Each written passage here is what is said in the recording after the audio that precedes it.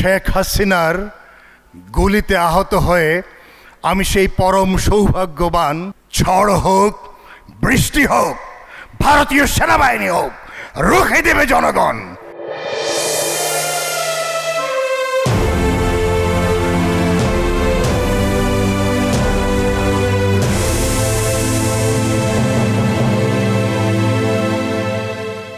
বিসমিল্লাহির রহমানির রহিম। আজকের এই চমৎকার আয়োজনে আমি এসেছি দুটি পাতে একটি কড়ির দেশ থেকে, সিলেট থেকে। আমি এখানে এসেছি বলে আমার সাথে দুটি ছোট ভাই এসছে, জিসান ও পলাশ। আমার ৬৪ বছরের তরুণ যখন এই তারুণ্যের মেলায় মঞ্চে বসে, এ কি পরম আনন্দের ব্যাপার। নিজেকে মনে হচ্ছে যেন আমিই ২৪-এর তরুণ। তো আমার আরও ভাল লাগছে এখানে। আমার আসলে বসা উচিত ছিল আপনাদের সাথে, কিন্তু কি ভাগ্যবান আমি। শেখ হাসিনার গুলিতে আহত হয়ে আমি সেই পরম সৌভাগ্যবান। আমি এখানে বসেছি সব আমার সন্তান তুল্য প্রিয় ছোট ভাইদের সাথে।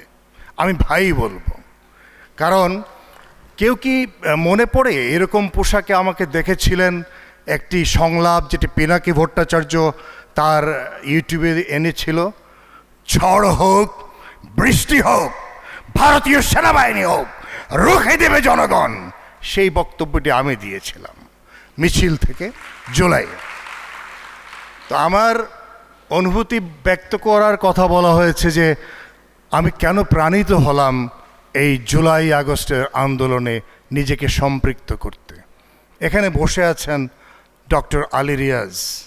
আমি আপনাকে ভীষণ সম্মান করি, শ্রদ্ধা করি।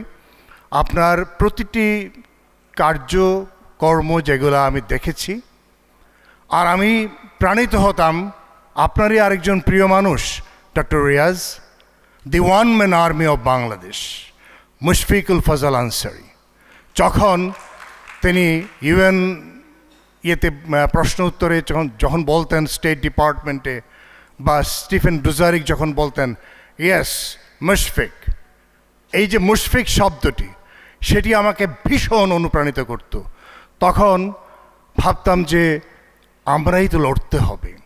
৬৪ বছরে কতটুকু লড়াই করা যায়, কিন্তু লড়াই করেছি, গুলি খেয়েছি।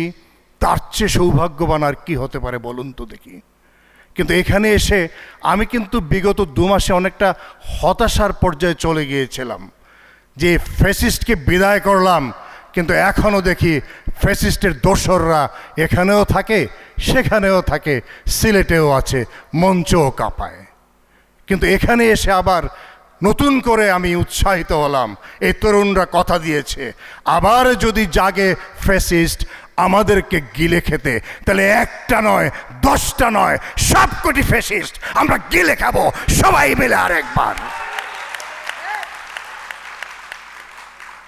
কথা বলতে মন চাইছে অনেক, কিন্তু কথা শুনতে মন চাইছে তার চেয়ে বেশি। ডক্টর রিয়াজ, আপনাকে শোনার জন্য আমি এখন মাইক্রোফোন ছেড়ে দিচ্ছি। সকলকে ধন্যবাদ। সিলেট থেকে আপনাদেরকে নিরন্তর শুভেচ্ছা।